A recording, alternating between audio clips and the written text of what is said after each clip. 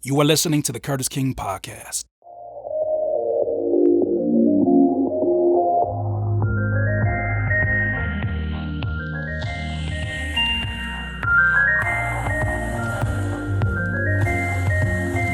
Music producers, welcome to another episode of the Curtis King Podcast. If you are listening for the first time via one of our distributors that we're on, whether it's Spotify or Apple Music, I want to say thank you first and foremost. But second of all, make sure that you subscribe. We do a podcast every single week, usually on Mondays, even though today's Tuesday, for the producers who are focused on more than just tips and tricks and schemes and whatnot. They're more so focused on their mental health. So if that interests you, definitely subscribe to us and share with us, or share with somebody else. Don't share it with us. We already know about it. Share with somebody else. Give us a 5-star rating and all that good stuff. We're also over here on YouTube. If you want to come check us out, my YouTube channel is Curtis King TV. For those of you that are watching me right now, I want to say thank you. I hope you had a great weekend. Definitely hit that like button. We got to start with that. Start with that right now. Hit that like button. Don't even waste no more time. I'll wait. Okay, cool. You should have been able to do it by now. So I want to start off this particular podcast episode with two quotes that resonate with me a bit deeper than usual. The first one is from Joseph Prince. It says, "Don't use all your health to chase after wealth, only to spend all of your wealth later to get back your health." We're going to explain that in a second. The second one's from, I believe it's Syed Balki. I think that's it. Please, if I butchered your name, I'm so sorry. "Happiness is the new rich. Inner peace is the new success. Health is the new wealth. Kindness is the new cool." Both of those quotes really resonate with me. The second one I just kind of came on to within the last few weeks, but the Joseph Prince one has been sitting squarely in the back of my mind for years now. When I first saw it, it was a wake-up call. It was a wake-up call that initially I listened to until I had another campaign to do, until I had another beat to make, or another website to create, another business to create. And so began the cycle that even to this day, I struggle with. One of the things I love about having this platform, my YouTube channel, my podcast, is the opportunity to be vulnerable so that those of you who aspire to make this a full-time living like myself, for those of you that aspire to even have the level of happiness and fulfillment that I have, will understand that some of the habits that you create and build on your way up have pros and cons. Pretty obvious statement. At least I would think it is. And a lot of those habits, the cons start to magnify the more successful you become. So let's break down this quote. Let's break down, first of all, the first quote. "Don't use all of your health to chase after wealth." We live in a culture now, especially in the music business, especially for music producers, that champions the grind. It champions the hustle. It champions those of us with the audacity to go after a dream, and rightfully so. Not only does it champion, but it also, I guess, shames those of you that are not willing to work your bodies to their limit in order to achieve what you want to achieve. I've been exposed to that since I began my journey as a producer and as a recording artist. One of the first people that I really resonated with that particular message was Tupac. Tupac was, a young, vibrant, intelligent, and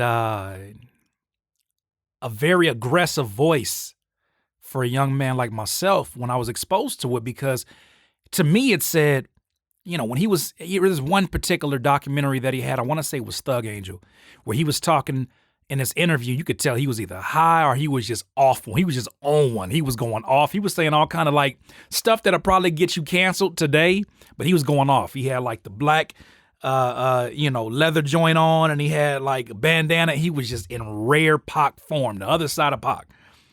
And one of the things he kept talking about was the necessity to keep doubling and keep doubling down. Work ethic was like the foundation of what Tupac stood for, right? He would get on other people's heads for not working as hard. And that left a great impression on my mind at a very young age. And not once did it dawn on me, these were the thoughts of a 23, 24-year-old. I don't know why that didn't resonate. Maybe because at the time he was still, even though he had passed away, older than what I was, he was still a young mind that was developing. And I didn't understand it. But all I did know was that I resonated with that hard work message, with that the cousin of sleep is death, and dreams only come to people who sleep, and just like all that. I know that's not the right quote, but all of these thoughts and all of these cliches that have now been embedded into the mindset of the hip hop entrepreneur, the producer-nor, stuck with me. And it's something that I think resonated with me even deeper because I was broke at the time financially. And so what that started off was a tradition or a mindset that said that as long as I am broke, I cannot afford to not work, which is a lot of truth in, obviously, right? Because you want to make sure that you can put yourself in a position where you never have to return back to that place. However, here's the issue I have at 35. The decisions I made in my 20s didn't affect me as bad physically or even aesthetically, appearance-wise, as much as it does when I'm 35, as much as it did. It nowhere near. It didn't affect me nowhere near when I was 23, 24. So I had the luxury, right? Especially 19, 20. I had the luxury. A lot of you have the luxury.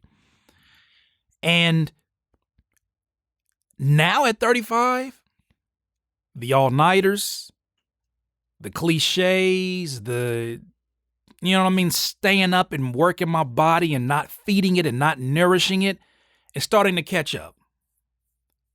All those hours sitting down, here go Curtis with his boomer problems. All these problems sitting down, watching a screen, even as big as the screen I got back there, does not matter. All this time that I spent in front of the screen, knees, I had to get a better chair. Like I was at my last black and yellow chair, black and yellow, because it looked good in the room. Those are so young decisions. This chair, most comfortable I ever had, but I need that because now it gets to the point where, because of the way that I work, it is starting to take a different toll on my body. And I knew this, but what I didn't realize, even as I was working myself to the bone over the weekend, finishing this new drum pack, Conundrum, what I didn't realize was that the same person that established this mindset is the same young energy that was broke, that didn't know any better, and didn't really have an idea of what this side would look like. And so what I started to realize is that I am living with the consequences of the decisions and the traditions that I put, the habits, the habitual mindset that I put into place at a very young age. I am living with that today because I have not stopped and restructured that. Now, I've changed in a lot of ways, but if we're speaking 1,000% transparent, I looked at myself over the weekend. I spent about 40 plus hours, and it was more than a weekend. I just say the weekend, but it was about 40 plus hours that I dedicated to finishing this sound pack. Now, for some people, that's a badge of honor. For some people, they look at that and they say, well, that means that you care. That means that you are dedicated to your craft and that you love what you're doing. No doubt. I'm dedicated, all that stuff. I love what I'm doing. But smashing in 40 plus hours, what could have been done slowly over the duration of months, is just not a smart and sustainable plan. And so I was working around the clock, marathon hours. I mean, fam, there was some days where I was up at 9 a.m. working. And I mean, putting my phone on airplane mode, not kind of working here, kind of working taking probably 2 or 3 breaks for bathroom and for eating food, right? My wife had to remind me of some of that. And I would come back and just go. I was enjoying the process, but I was trying to fit so much work in a very small window. And an epiphany that I had came when I looked in the mirror after I finished it. I finally finished it, and you know how it feels when you finally finish. Maybe it's a beat tape, maybe it's a project you're working on with the artist. You know what it feels like to finally finish it. And you sit back and you're like, oh man, I did it. I did it. I feel like shit, but I did it. Right? Right? You have that thought that comes to mind. I went inside this bathroom that's next to this studio. And I went in the mirror and I looked in the mirror and I had a thought. I said, you look like shit. And I didn't fight it. I was too tired. After all the work I put into this drum pack Conundrum, we'll talk about that. I was tired. I was done. I'm still working my body like the same Curtis King that was 19, 20, 21 and broke. Hungry nonetheless, but broke in his mentality and focused on the scarcity of time instead of the abundance of the opportunity that I have in every moment. That has to change. The second quote, happiness is the new rich. I truly believe that. This entire journey would not have been as enjoyable, would not have been as gratifying today if I'm not happy. Doesn't matter how much money I would have made, doesn't matter who I would have worked with, who would have co-signed, does not matter. If I don't have happiness, which to me is one of the top, how can I put this? It's one of the top, how can I put this? I'm trying to find a way to really put this. The word is not coming to me, probably because I'm still tired. But I put happiness up there as one of the top priorities for me, next to time. Time is definitely something that we cannot trade, we cannot buy for. It is something that I heard a quote that said, that's the one thing a millionaire would give you all their money for in your youth, is your youth, is your time. They cannot buy time. Happiness has got to be up there because there are a lot of unhappy millionaires and multi-billionaires that will never hear that perspective because they feel it's their responsibility to always show you that they're doing well. Inner peace is the new success. I believe that.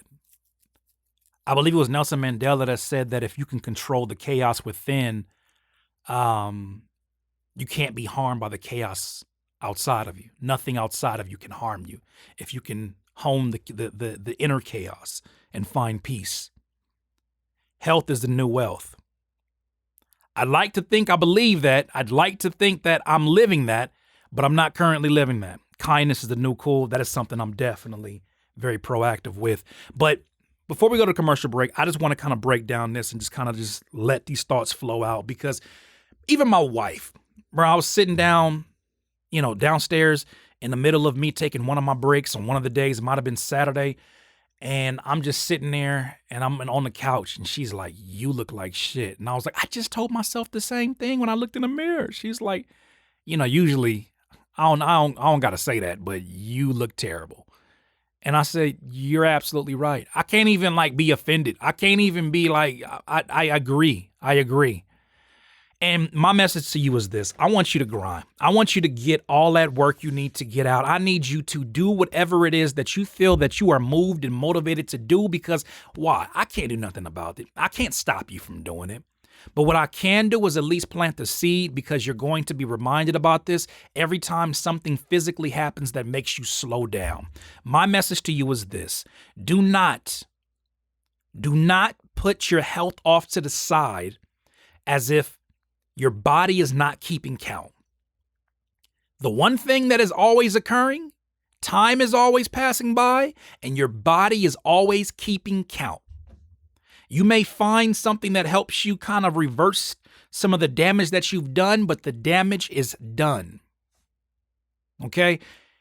Take care of your health like it is one of your biggest currencies, as if it's already a gajillion billion dollars already in the bank, right? Because chances are, if you don't have some debilitating disease, or even if you do have that, and you are alive and aware and present enough to hear these words, you're still in a better position than somebody who is not even here right now because they've passed away and they're 6 feet deep. You have an opportunity too. But that being said, if you are able-bodied, if you woke up this morning and you don't feel perfect, but you feel good, you have enough energy to go take a walk, to do something physical, to plan your day out, to make a beat, to work on music, you have more than you need. I talk about this disease of more that I feel a lot of producers have. And it's none the more evident. It's not more evident to me than when they talk about the sacrifices they're willing to make to their body to pursue these goals. The sacrifices they're willing to put towards their mental health because they believe that money is going to be the answer to all those problems. You don't need more. And take it from somebody who pursued it just as strong as you did, if not stronger.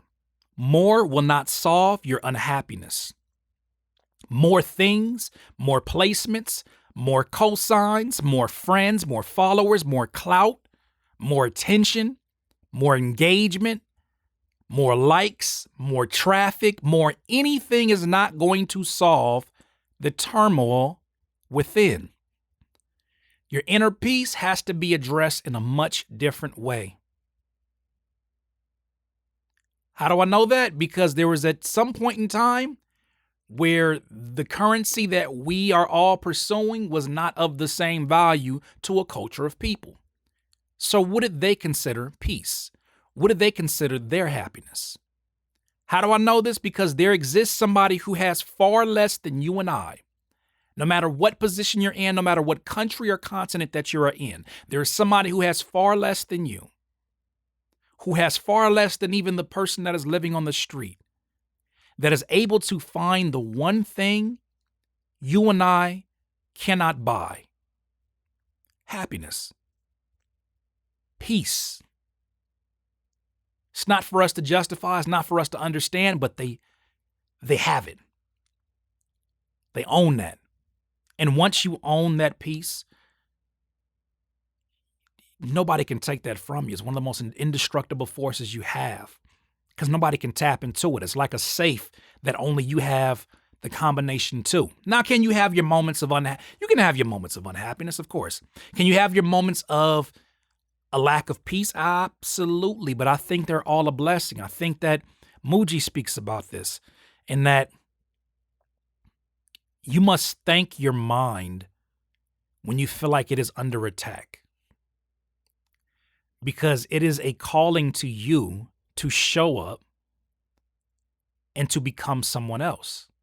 Or not even to become someone else, but to realize the true power that it's already within you. Right? So many of us have an identification or a connection to an image, a connection of this is the person I'm going to be after I get these placements or I do these things.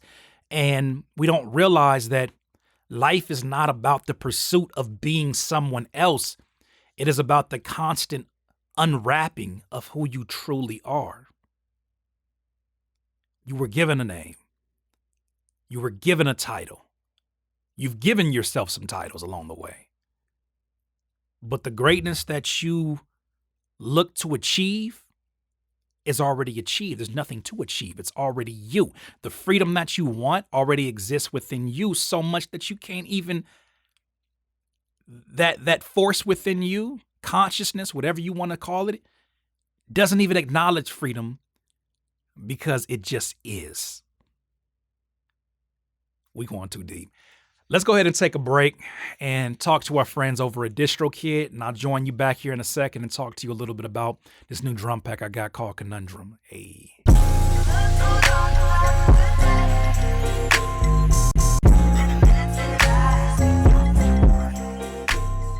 Music producers, something I talk about pretty frequently is the necessity of having multiple streams of revenue as an independent music producer. Not only for when you're actually producing, but what about those days after you stop producing? You got to make sure that you have streams of revenue that are going to live on even further than your current career. That being said, one stream of revenue that I think gets often overlooked is music distribution, aka streaming. Getting your music on Apple Music, getting your music on Spotify, etc., etc. Now, the number one spot that I go to make sure that I distribute my music properly and ensure that I get my music to every store possible is DistroKid at distrokid.com. I know you've heard me speak about it multiple times on my YouTube channel, but I gotta tell you, there's a reason why it's the number one that I go to. For $19.99 per year, I can upload an unlimited amount of music throughout the year. As producers, you know we make an abnormal amount of music in comparison to songs that get created, so it's important that you use this as a consistent stream of income. If you'd like to sign up to DistroKid today and get your music to every major distributor, go to distrokid.com/VIP/Curtis King to get 7% off. Okay, music producers, thank you to DistroKid for always looking after us. I can't wait to drop this new instrumental that I made on DistroKid really soon. You guys should be seeing that up on my YouTube channel ASAP. But let's talk a little bit about this new sound pack that I put together called Conundrum. All right, Conundrum. Conundrum is not just a drum pack. Conundrum is the best sound pack that I have created to date. Obviously, those of you that have got sounds from me before, beyond slap experts, know about my Big Drums Knock series, which I stopped because obviously drums that knock, it's really close to it, and it is out of here. And I obviously am a big fan of the homie Decap who created that series, and I use those drums. But that being said, I thought it was time for another rebranding. Plus, after 3 volumes, it's time to move on, right? Like for me at least, because movies are not typically good after the third, part 3. Like Scream 2 was cool. Scream 1 was really dope. Scream 3 was like, all right, y'all dragging this, right? Fast and Furious.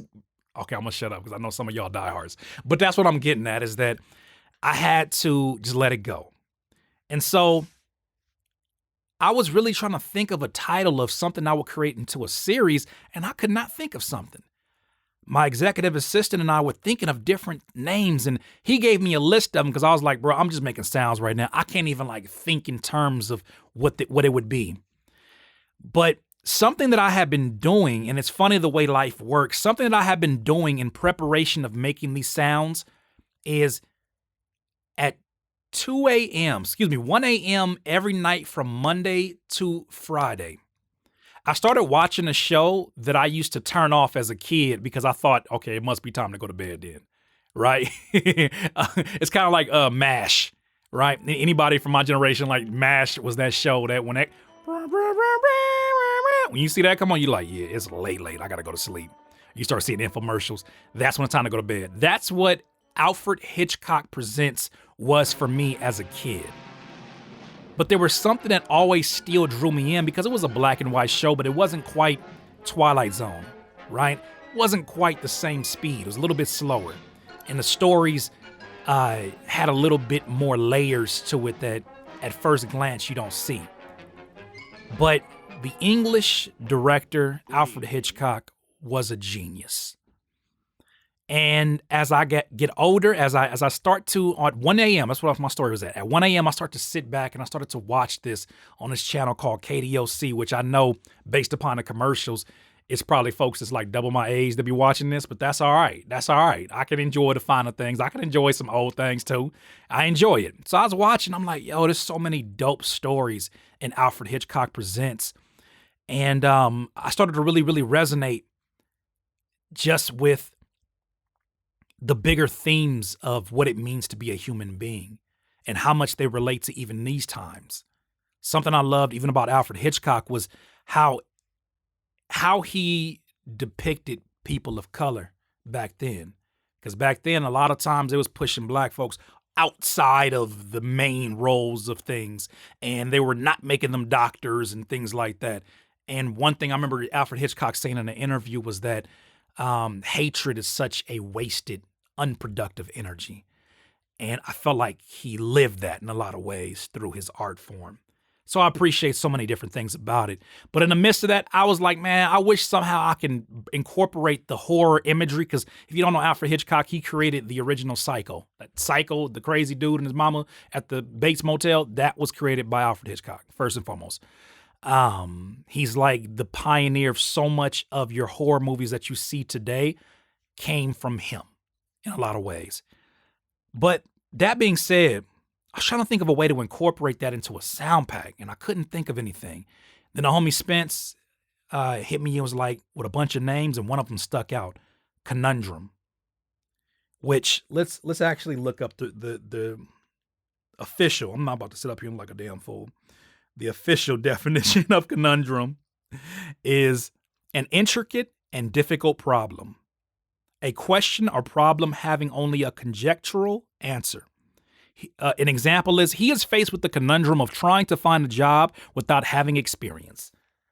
The biggest conundrum about Conundrum was trying to figure out what kind of artwork to do. What are we doing? What is this? And then it came to me. The connection is made. Let's take an Alfred Hitchcock approach to it, because a lot of the sounds that I use are from my beat battles. A lot of the sounds are like really, really dark sounds. A lot of the drums smacking through. But then also they can be flipped from dark to moody and moody to sad. And it's a really serious vibe that I just love right now, because it taps into that part of me that enjoys watching the Alfred Hitchcock Hour on KDOC. And so that's what we did with this. We combined the energy of that with the name Conundrum. And it's one of them things where it's like, it can mean so many different things to people. You may hear a sound and say, man, that's really dark and kind of crazy. Another person may hear that and say, ugh, that's demented. Another person may hear it and say, hey, it's like really soulful. Another person may hear it and say, that is sad. But Conundrum is, it is what it is to you. You decide what it is. But there's definitely a lot of contrast. Just like in the definition of conundrum, there's a lot of contrast that exists within these sounds, and I'm so excited to get this to you. From the recording of this, it'll be out this Friday, and you guys should look out for that. Conundrum, I spent a lot of time, like, what's different about this than any other sound pack? One, it's a solo sound pack. Two, I really took my time with focusing in on the things that I still feel like were a weakness for me. My hi-hats, I feel like were a weakness because I'm sound designing these from scratch. So my hi-hats were a bit of a weakness. Some of my 808s too, like they're hit or miss. So I really just stopped, took my time, and just started to really understand how to bring different textures to these sine waves. Because all we're talking about is sine waves and sound design. But I really enjoy putting this together, and I hope that you enjoy it as well. So that being said, I hope you got something from today's podcast. If there's some kind of a quote that you enjoyed the most, if you've made it this far, leave it below in the comments. I really want to know what really resonates with you. It's a lot of changes that are coming from me on a physical level, on a mental level, on a business restructuring level. We'll talk about those things very soon, but I want to know what resonates with you. And what do you define happiness as? Those are two great places to go ahead and end this at. So once again, this is the Curtis King Podcast.